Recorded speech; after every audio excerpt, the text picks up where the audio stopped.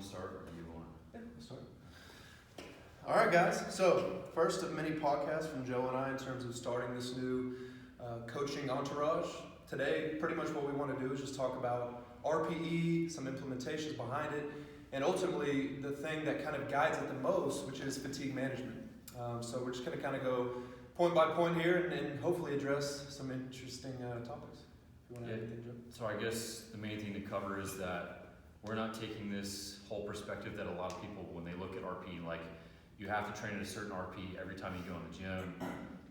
RPE is more so a tool, just like your volume prescription, just like your intensity prescription. I mean, it is an intensity prescription, but it's more deep than that as far as managing fatigue, because each time you go in, you're going to have to deal with a little bit more or a little bit less fatigue depending on that training cycle. So we want to cover that and kind of look at what it means to use RPE as far as we think in an effective manner and not overemphasizing certain aspects and losing control of the system.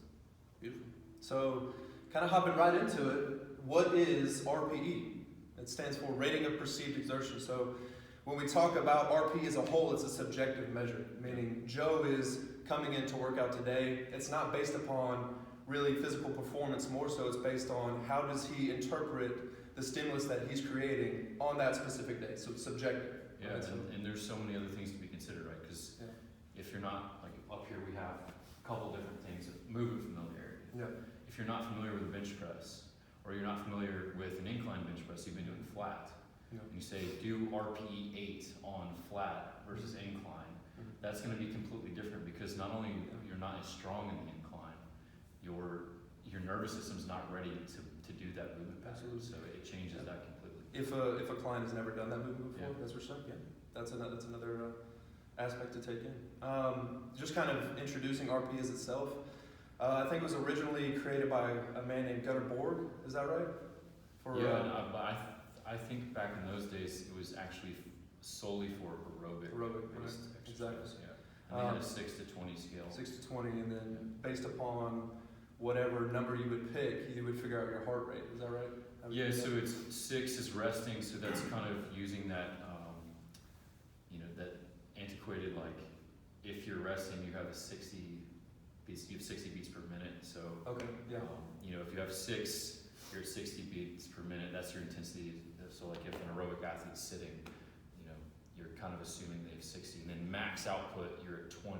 Right. So that's assuming you have a 200 heart rate. And it's really just a way for the individual or for the coach to prescribe an intensity for that session. Right.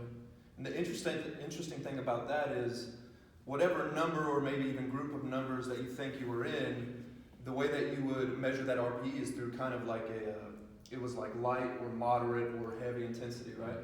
And so we actually have some really brilliant minds in the field of strength training. And we have now a scale that is dedicated towards RPE, but more so in the realm of what we're talking about, which is repetitions in reserve. So I believe this was, I think it was created by Mike Tuchscherer of Reactive Training Systems, and then further explained by Zordos. Yeah, Zordos did a lot of research out of Florida State, I want to say, is what he did his PhD. Yeah. But even before then, the 6 to 20 was kind of adapted to resistance training for the 0 to 10, 0 to 10. Yeah. But it wasn't nearly as popular. Right. And it was used for resistance training in a research setting versus resistance training in an application setting and progressing throughout your program. And I think even before that, they didn't use repetitions in reserve. They still used that very subjective measure of like, hey, this is light effort, this is moderate effort, heavy effort. Is that right? Yeah. And so I think the problem with that is you and I have different, well, we're probably pretty similar, but you and I have different perceptions of what actually something, is that hard, is it moderate, is it light? So I think there was a lot of ambiguity there. It's all subjective. It's all subjective. And this gives it a little bit more, it makes it a little more tangible, right? When you base the scale on repetitions and reserve. Yeah, so you have two measures. And it's so funny because I'll work with clients and I'll say, all right, this is your RPE. And then I'll ask them, what was the RIR? How many do you have left? And they don't match up. It's like, okay, so we have to use these two to kind of estimate where it was. And now I use that as a tool for the next week to progress load, volume, or whatever it may be. Right, absolutely. So just going over the scale very, very briefly, it's a scale from 0 to 10. Basically what you're going to do is if you are at an RP of 9, you have 1 left. If you're at an RP of 8, you have 2 left in the tank, 7, 3, so on and so forth. And the further away you get from that RPE 10 and RIR 0, the less accurate it is. Yeah, absolutely. I think there's a lot of literature to show that if you're far from failure, you're really just estimating as best as you can. Yeah. But say your RPE 6 or above, you're going to have a little bit more accuracy there, especially with experience as well. Yeah. So Paul Serafini is doing his thesis in repetitions in reserve, and the scale that he used. And I'm not completely sure if this is common across the board, but it's something that I like to use just because I've seen it and it works. So you ask the client or whoever it is, was that greater than or less than 5 left in the tank? And then if you're greater than 5 left in the tank, you just say, okay, it was greater than 5. But then if it's less than 5, then you can say, okay, was it 4 left in the tank, 3 left in the tank, 2, 1, or do you think you had half a rep? Right. So you're using that 10 to 5 left in the tank is kind of like, we don't really know how many you could have done. Right. But 5 and below, we can kind of figure out, okay, you could have done 2. Right. Yeah, The harder it is, the more accurate it can be. Right. So that's something that I've run into. That's an issue with some of my clients is, I think first of all, there's a big misunderstanding of RP in general, and people I think it's a hard thing to determine and figure out for themselves. And then also the accuracy of the repetitions as well. Do people really understand, hey, that was an RP of 8, but if you actually took them to failure on that set, would they only have 2 left? I don't know. Yeah, you really don't know. Yeah. And especially with the whole, this move to the mobile coaching, right? Because you can't be there for every athlete or every client. They need you to kind of develop that program. You have to base everything that they say, and look at if you're getting videos, you say, okay, maybe this is more accurate. But if you tell me that was RPE 8, but this is your first time using RPE, I'm going to assume it's probably RPE 6. Right. People underestimate themselves. Oh, absolutely. There's a lot of determining factors on that, like discipline, attitude, gender is one, age, experience are all different things that are going to play into how accurate someone is with RPE. So I think with that said, how would you use RPE with a new client? How would you implement it? Do you implement it solely, or what I mean? I use it for major movements only. Okay. So like your single joints, your accessory stuff. So let's say just the most common, your bicep curls, right? Right. I don't use RPE for bicep curls. Okay. Because yes, you're going to accumulate some central and some peripheral fatigue, and just as kind of a background for that, that's your nervous system getting tired of expressing force to move a load.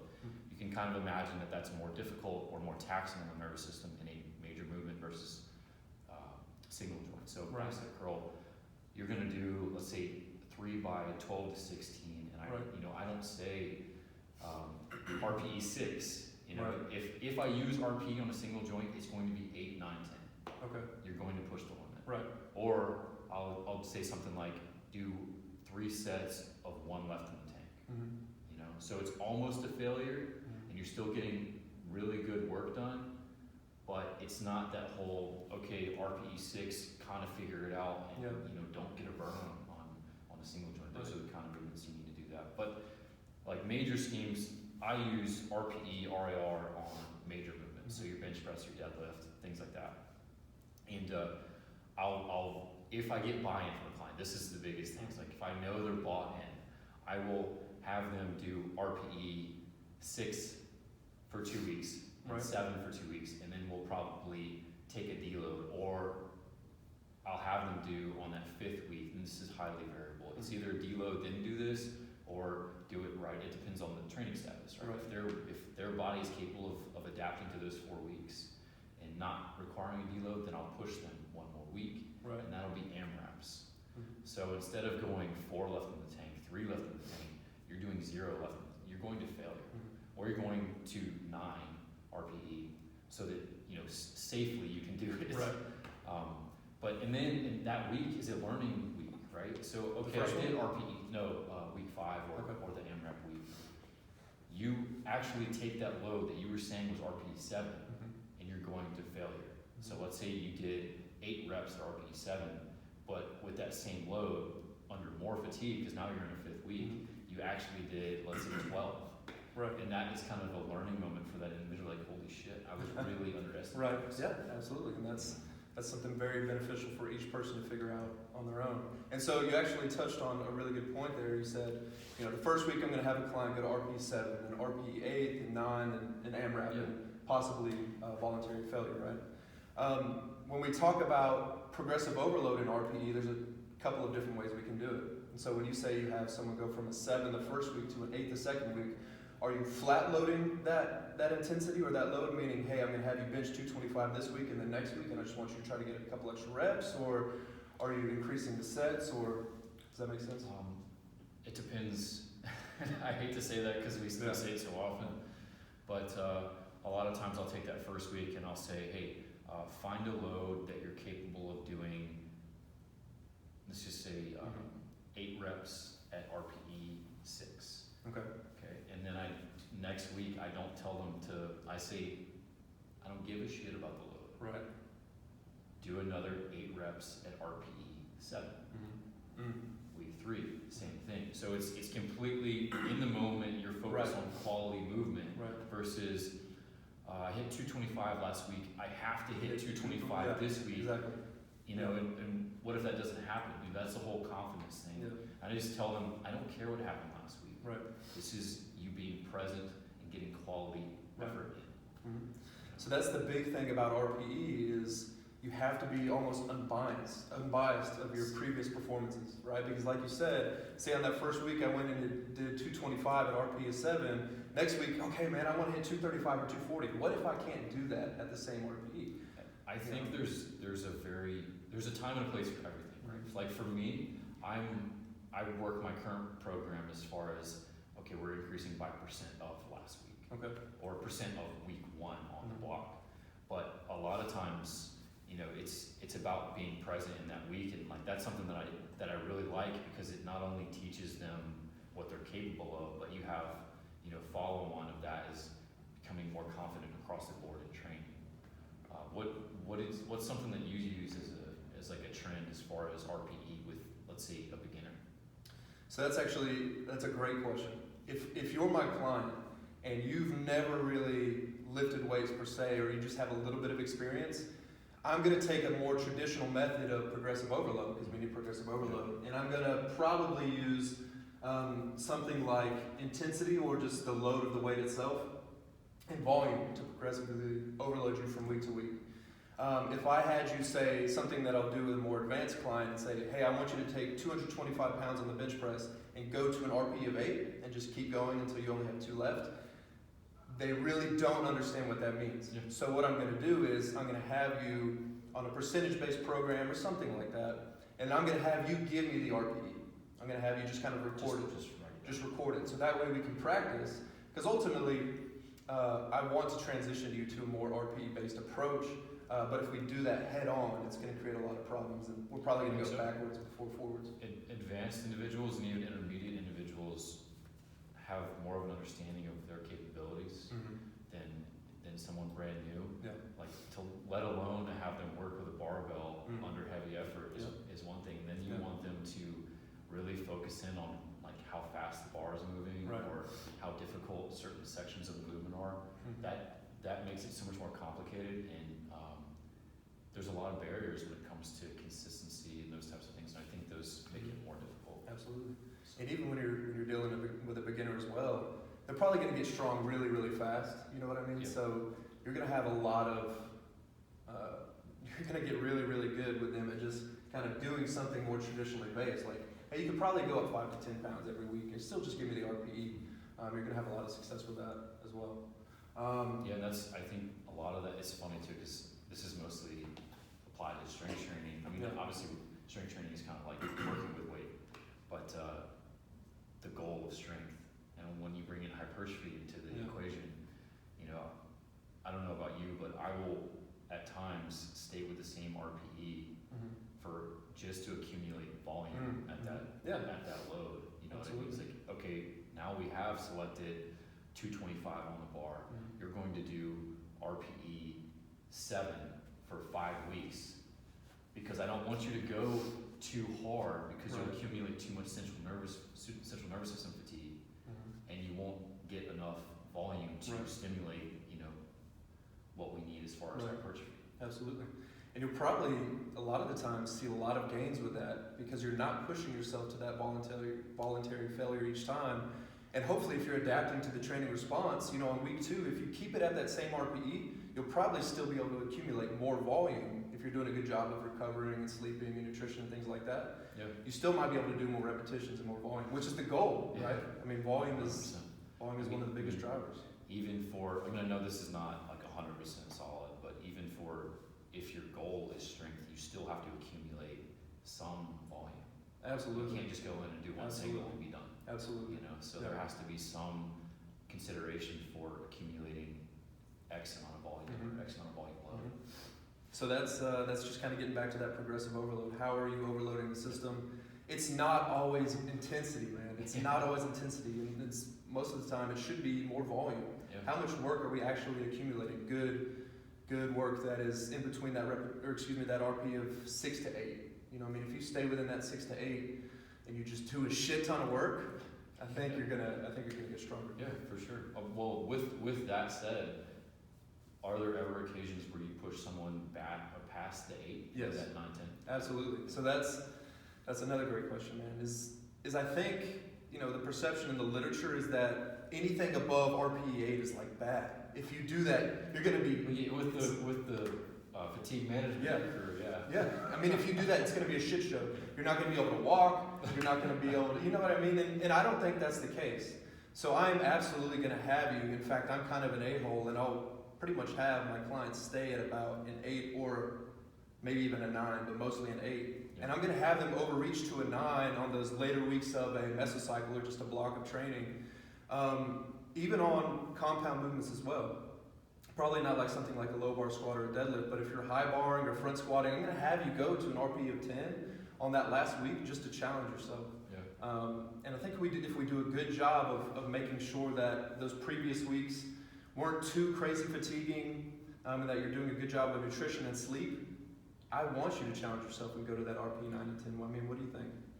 No, I think that's 100%, but it's just like you said, it's that last week. Mm-hmm. You have to do it selectively, and it has to be programmed in there so that you don't accumulate too much central Right. nervous fatigue, and now you've compromised the ability to accumulate volume. So you do it, and I'm sure there are other ways to do it. Like this past week I've been experimenting, or this past block I've been experimenting with some of my stuff, and I do my RPE 10 at the beginning of the week, which is kind of like, Dirty don't dog. do that, because Yeah. you'll be too tired, but I found that it's not as bad as people will tell you. Exactly. As long as you accommodate for that hard training wherever it is in the week or the block, it's fine to do that. In fact, I think you need to do it. Absolutely. Because yes, accumulating volume for hypertrophy, obviously volume is a consideration for anybody, but in order to get stronger, to get bigger, you have to push the limit. Yeah, absolutely. That's really interesting, man. So what would you do an RPE 10 on? Like, are you talking about a big squat session? Or? Yeah, so what I did, and I was like, knowing my current strength level, I was like, okay, I'm just gonna do plate workouts. So I did 3 plates on squat, 2 plates on press, 4 plates on deadlift, and 1 plate on the row. And I got some pushback from some people. It's like, that's not heavy enough for you. I know how strong you are. It's like, yeah, but I just kind of want to stick to the plate constructs. So that's what I did. And then it was an AMRAP. So I warmed up with a single. Everything was single. And then when I got to that training load, it's like, all right, now we're going RPE 10. And each week I increased by 5% on my lower body and 2.5% on upper body. And I did that for 4 weeks as the first day of training. Right. And then after that, I adapted to accumulate enough volume, lower loads, but also harder efforts. So it was like it was a 3 by 8, 2 by 3, and 1 by 1 on major movements, and then I had my accessories in there. But that was the only day I actually used RPE. Okay. Everything else was absolute load, absolute intensity. That's interesting, man. That's very interesting.